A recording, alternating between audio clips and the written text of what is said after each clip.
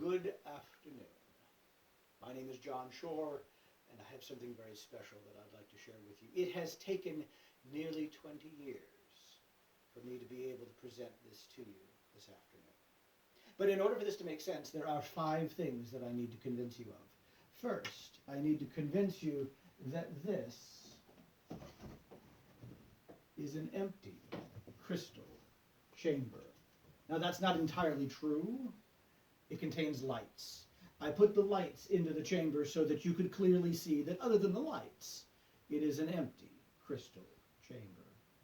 The second thing that I need to convince you of is that this is a comfortable cushion, and this is a simple wooden stool. Now, I will admit that spending time looking at a cushion and a stool may not be the most exciting thing in the world, but as I have shown this to other people, they've said, you know, I wish I'd had a better look at that cushion and that stool.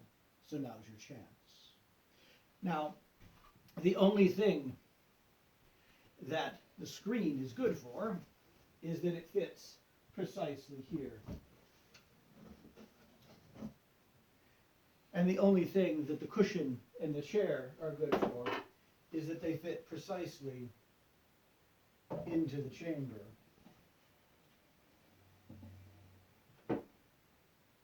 Creating a comfortable seat for the final object that I must introduce you to. This is Amaryllis. She's my assistant on this adventure. She's the perfect magician's assistant. She doesn't complain, and she'll practice as much as I want. She is bendable into all sorts of unnatural positions, which is very important if you're a magician's assistant. It is not polite to talk about the weight of a young lady, but she weighs about 5 pounds, and she stands precisely 22.5 inches tall.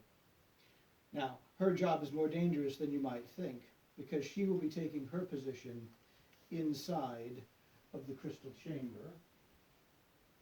And yes, I did say dangerous. You see, when I graduated from university some 25 years ago, I was fascinated by the equations that they taught us. I was a degreed engineer, and they taught us the equations that dealt specifically with the forces of gravity. Most of us are used to thinking of gravity as if it were a constant, but magicians and physicists know that gravity is predicted by specific equations, and if you can manipulate the variables in that equation, you can negate gravity, creating a space in which the forces of gravity simply do not apply. Some people find this a bit confusing to look at and they get distracted. So they prefer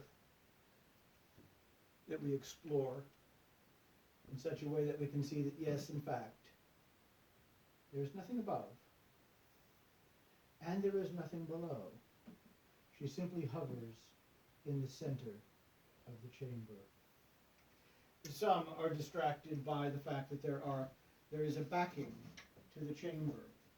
And although we must be careful not to disturb the atmosphere within the chamber, I can remove a few more pieces so that you can more clearly see that there is nothing above and nothing below, nothing in front and nothing behind. That last piece seems to get people more than any, so we'll remove that one as well. We can see right through. And in fact, if you like, you can come right on up. Step round, watch your step.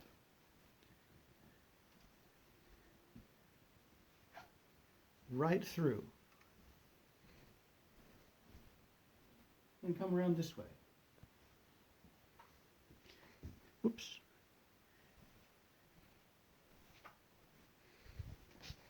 And that is the Levitation Chamber.